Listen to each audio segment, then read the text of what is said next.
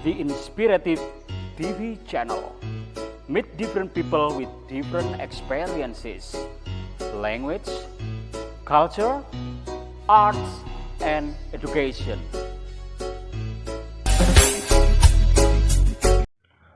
Halo Mr. Ali, good morning. Halo Mas Boy, good morning juga. Apa kabar? I'm fine, thank you. And you, Mr. Ali? Yes, I'm very well.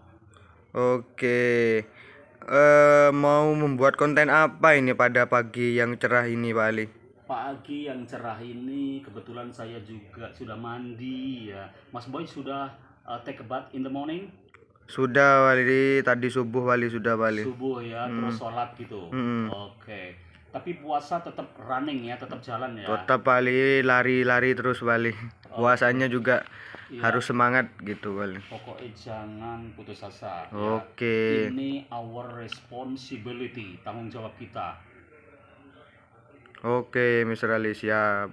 Do you know what the content today? No, I don't know. Oke.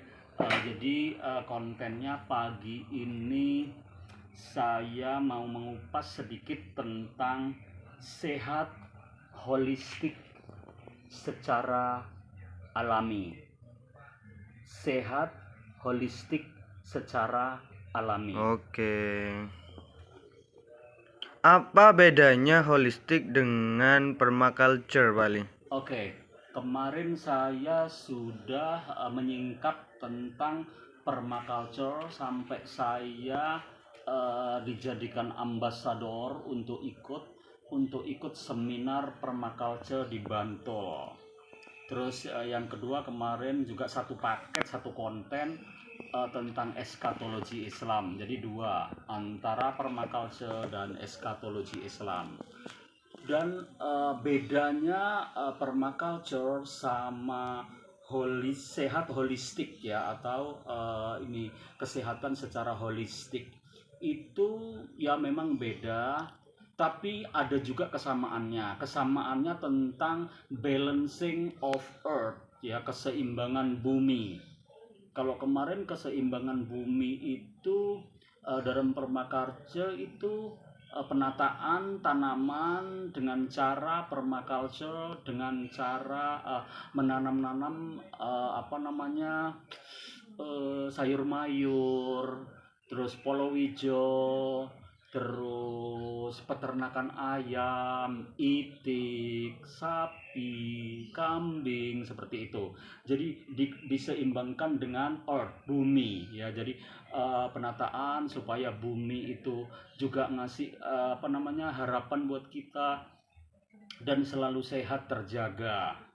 Tapi kalau holistic care itu kepedulian ya, keseimbangan dengan bumi juga, tapi ini arahnya ke obat ya, obat. Jadi penanaman obat-obatan ya, bisa jadi itu obat itu tidak harus dari tanaman obat yang sering kita dengar ya, seperti contoh kayak si jahe, kurkuma.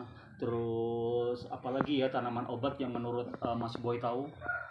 Jahe, kurma, terus lengkuas, ini balik kunyit Ya, kayak bumbu-bumbu dapur tuh semuanya mengandung obat ya, termasuk cinnamon. Tahu cinnamon?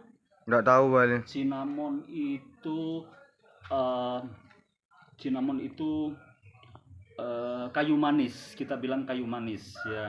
Biasa bisa campur untuk sayur, juga kadang minuman, terus manfaatnya banyak sekali cinnamon itu. Dan di sini holistic care itu ditulis oleh ini cowok ganteng Cok Gede Kertayasa.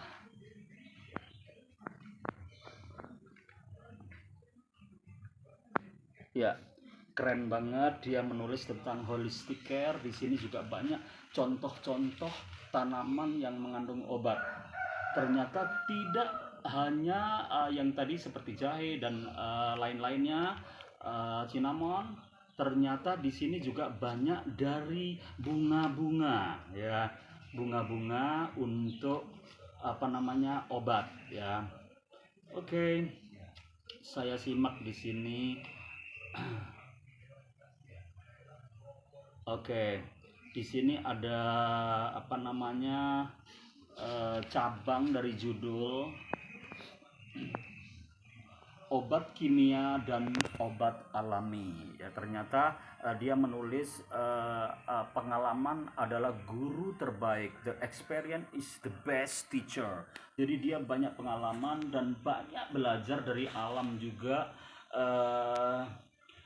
Saya rasa tak seorang pun yang meragukan kebenaran kalimat ini, kata si Cok. Ya, jadi pengalaman adalah the best teacher. The experiences is the best teacher.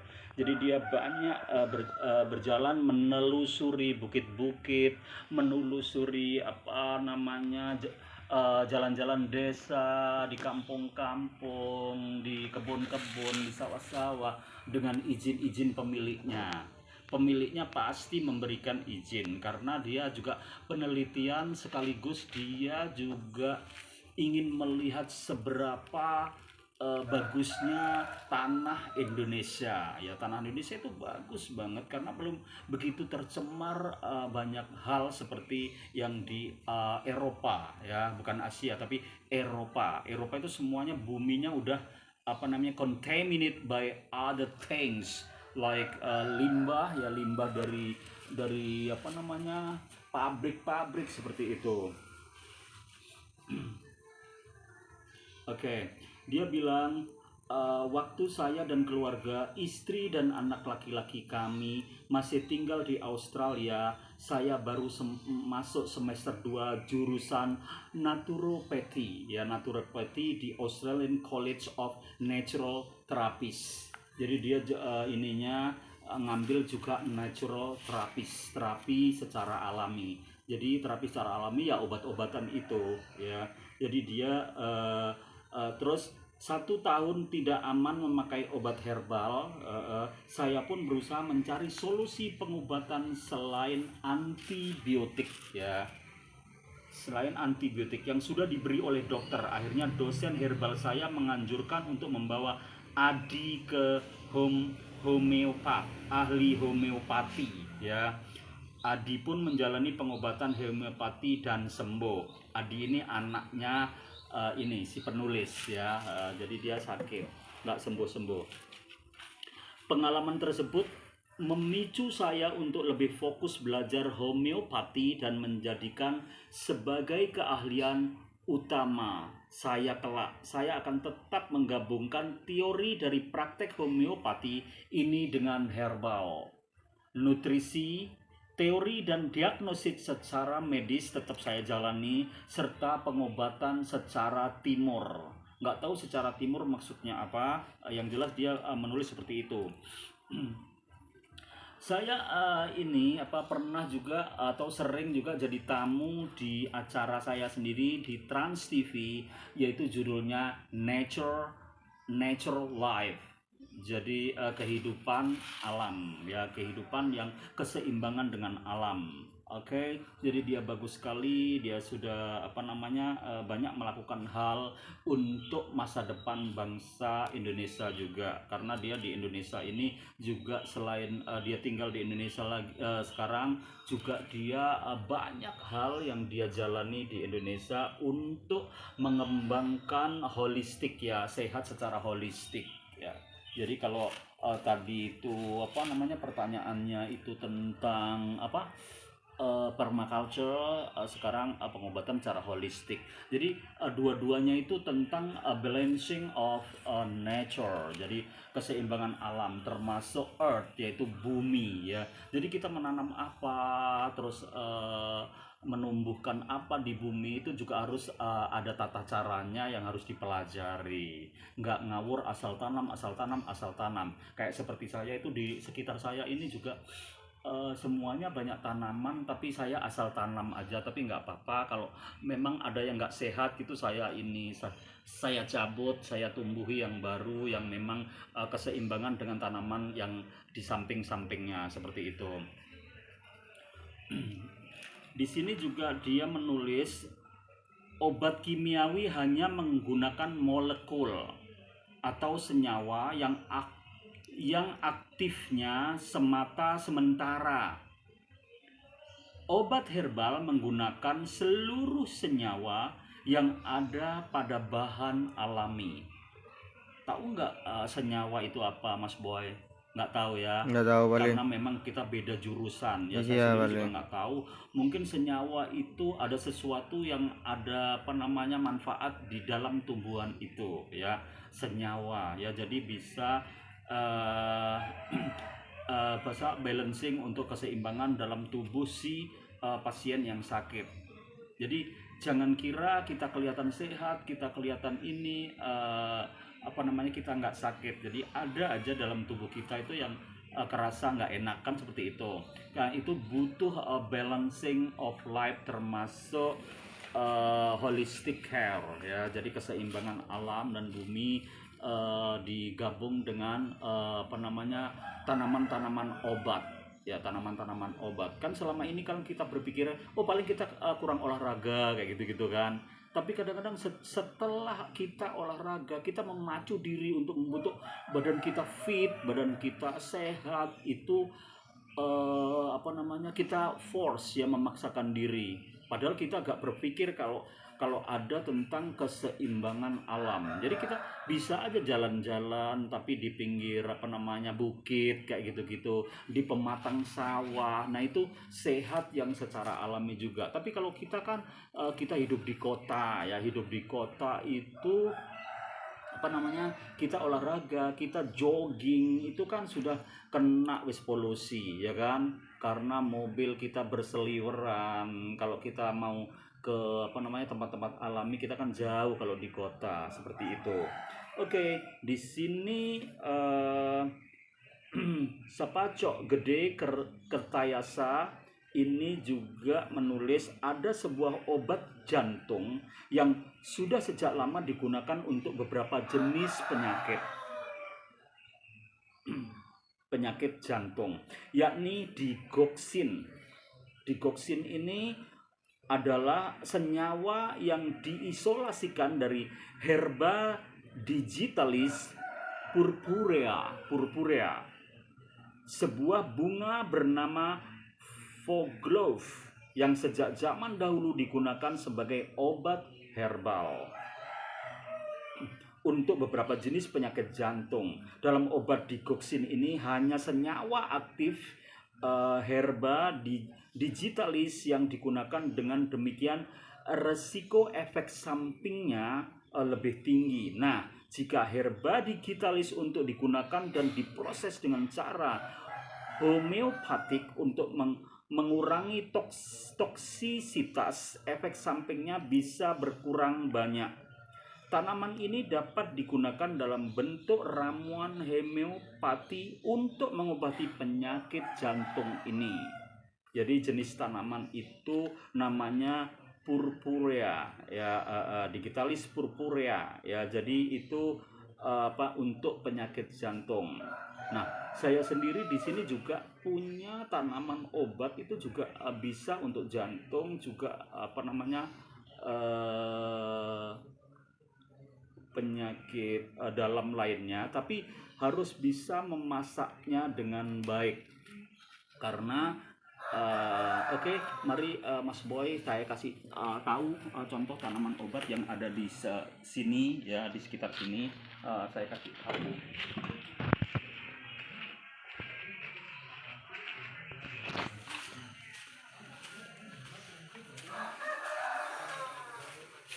Nah, ini orang bilang kapes Jepang atau pepaya Jepang. Nah, pepaya Jepang ini juga berfungsi banyak untuk penyakit dalam. Tapi kalau pinter memasaknya, jadi memasaknya itu air itu harus mendidih dulu ya, biar toksinnya hilang. Air mendidih dulu, baru dirajang kecil-kecil, dipotong kecil-kecil, terus dimasukkan pada saat air mendidih itu. Seperti itu untuk menghilangi racun di dalamnya. Tapi kalau salah memasaknya, salah memproduksinya, malah keracunan. Itu ya. Itu jadi salah satu. Jadi ada lagi yang satunya lagi ini.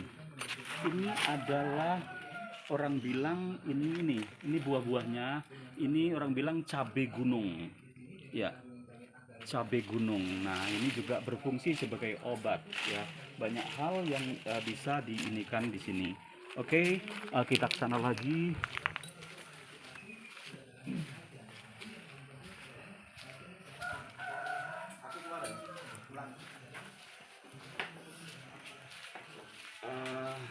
Ya, jadi itu tadi dua contoh tanaman obat yang bisa dilakukan secara holistik untuk seperti saran dari Cok Gede Kertayasa. Jadi keren banget. Mudah-mudahan kita bisa memanfaat dengan baik tanaman-tanaman itu dan sekitar tempat kita. Kita kalau nggak punya lahan terlalu banyak, kita pakai pot aja ya kan, ya, jadi ditanam di pot-pot gitu, di tempat pot bunga gitu nggak apa-apa. Jadi yang jelas kita untuk butuh sewaktu-waktu kita bisa memanfaatkannya.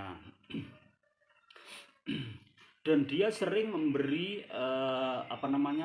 ceramah, masukan tentang holistic care, tentang healthy life. Si penulis ini di sini dia juga bilang, untuk ramuan-ramuan yang akan saya berikan nanti, saya uraikan secara singkat terlebih dahulu sumber atau penyebab penyakitnya, sehingga memudahkan pembaca atau saya sendiri memahami dan mencari bahan alami yang tepat untuk mengobatinya. Dengan demikian akan semakin kita sadari bahwa kitalah pemegang kendali kesehatan kita sendiri.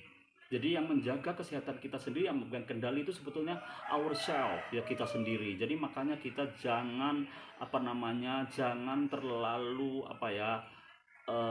memfokuskan di pokoknya obat langsung berangkat ke apotik, nah kayak gitu-gitu kan. Hindari itu dulu sebelum melakukan secara herbal kan gitu, untuk keseimbangan tubuh kita biar nggak ada kimia yang masuk ke dalam tubuh kita. Ya bener, itu obat juga, tapi kimianya ada juga di dalamnya. Oke, di sini Cok, ini gambarnya, ini selalu dia itu riset, analisis di tempat-tempat yang memang alami dan sehat. Dia bilang juga, semakin dewasa saya semakin sadar bahwa doa supaya diberi kesehatan itu besar sekali artinya. Karena kan orang selalu berdoa pasti sehat walafiat. Untuk apa sih kalau kita banyak uang tapi kita nggak sehat, ya kan? Mas Boy kan seperti itu juga kan Ya, berpikirnya. benar, Bali. Ya, oke. Bayangkan jika kita punya banyak sepatu tapi kaki kita sakit. Nah, dia bilang gitu, ngasih contoh. Sepatu banyak dengan model beli dari luar negeri, beli online yang harganya jutaan seperti itu, tapi kaki kita sakit. Untuk apa sepatu itu, ya kan? Nah, untuk apa? Dan kita tidak bisa memakainya, kata dia. Atau kita punya banyak mainan tapi badan kita meriang dan tidak bisa beranjak dari tempat tidur. Jadi mainan itu useless, ya, nggak berguna, pasti akan sia-sia kan. Terlebih jika yang didoakan adalah orang tua kita. Kesehatan adalah salah satu alasan yang akan membuat mereka hidup lebih lama. Dengan demikian akan lebih lama pula kebersamaan kita dengan mereka. It's really is priceless, ya. Jadi harga itu sangat tinggi untuk kesehatan itu. Jadi dia bilang priceless, ya, sangat berharga. Panjangnya usia memang di tangan Tuhan. Tapi jika dengan sehat kita bisa mengupayakan menjadi lebih lama dan bermakna, terutama bermakna buat diri sendiri juga buat orang lain. Mengapa tidak? Saya pernah bertanya kepada follower saya di Twitter, kata dia, apa makna sehat bagi mereka? Jawabannya beragam. Rata-rata menyatakan kondisi fisik yang sempurna secara kasat mata maupun tidak. Saya sendiri mendefinisikan sehat sebagai suatu kondisi saat seluruh tubuh, pikiran, jiwa, body and soul. Ya, sehat itu body and soul. Dan lingkungan sekitar berfungsi secara harmoni, ya, harmonis, ya. Jadi life in harmony. Jadi environment must be green and healthy. Namun, jika diamati seperti itulah kenyataannya, tubuh, pikiran, jiwa, dan lingkungan tidak bisa dipisahkan. Kita selalu saling keterkaitan, oke? Jika salah satunya timpang, tidak seimbang, tidak berfungsi sebagaimana mestinya, akan ada yang terganggu. Kita pasti bisa sakit. That's all about healthy life, holistic care. Dengan cara holistic care. Have a nice day, healthy life. Thank you very much. See you next time with the same channel, the Inspiratif TV channel yang selalu memberi inspiratif buat viewer, buat follower and others. See you next time.